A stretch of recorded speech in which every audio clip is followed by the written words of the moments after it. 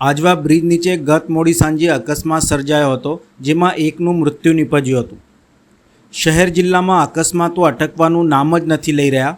National highway ઉપર શહેરમાં પ્રવેશવાના સ્થાને અવારનવાર અકસ્માતો થતા હોય છે, ત્યારે ગઈકાલે મોડી સાંજના અકસ્માત સર્જાયો હતો, જેમાં દીકરી અને પિતા બાઇક લઈને પ્રસાર થતા હતા। તે દરમિયાન એક ટ્રક ચાલકે યુ ટર્ન લેતા તેમને અડફેટે લીધા હતા।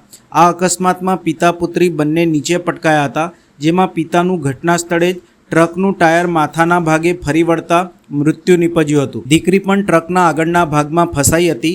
ઘટના સ્થળે હાજર લોકોએ તરત જ ટ્રકને ખસેડી દીકરીને બહાર કાઢી સારવાર અર્થે ખસેડી હતી।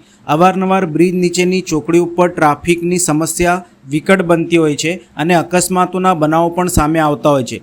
આ સ્થળ ઉપર ટ્રાફિક પોલીસ ટીઆરબી જવાનો પણ ફરજમાં હોય છે, પણ તેમને ટ્રાફિકનું સુચારું સંચાલન કરવા કરતાં દંડની કામગીરીમાં વધુ રસ હોય છે અને કેટલીક વાર તો તેઓ મોબાઈલમાં પણ વ્યસ્ત હોય છે। આ અકસ્માતમાં ફરિયાદી વિપુલ કુમાર પટેલે કપુરાઈ પોલીસ મથકે ફરિયાદ નોંધાવી છે, જેમાં તેઓના ભાઈ વિનોદભાઈ તેમની દીકરી મેશા બાઇકને લઈને ઘરે જઈ રહ્યા હતા। તેઓ સરદાર એસ્ટેટ 4 રસ્તાથી આજવા બ્રિજ નીચે થઈને પોતાના ઘરે પરત જઈ રહ્યા હતા।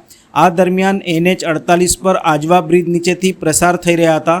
તે સમયે એક ટાટા કંપનીનું ટ્રક જે એરફોર્સ બ્રિજ તરફથી આવી રહ્યું હતું, તેના ચાલકે આજવા બ્રિજ નીચે અચાનક યુ ટર્ન માર્યો હતો। આ યુ ટર્ન પૂર ઝડપે ગફલતભરી અને બેદરકારી રીતે લેવાતા ટ્રકે વિનોદભાઈની બાઇકને સામેથી અથડાવી હતી, જેના કારણે વિનોદભાઈના માથાના ભાગે ગંભીર ઈજા થવાના કારણે તેમનું ઘટના સ્થળે મૃત્યુ નીપજ્યું હતું।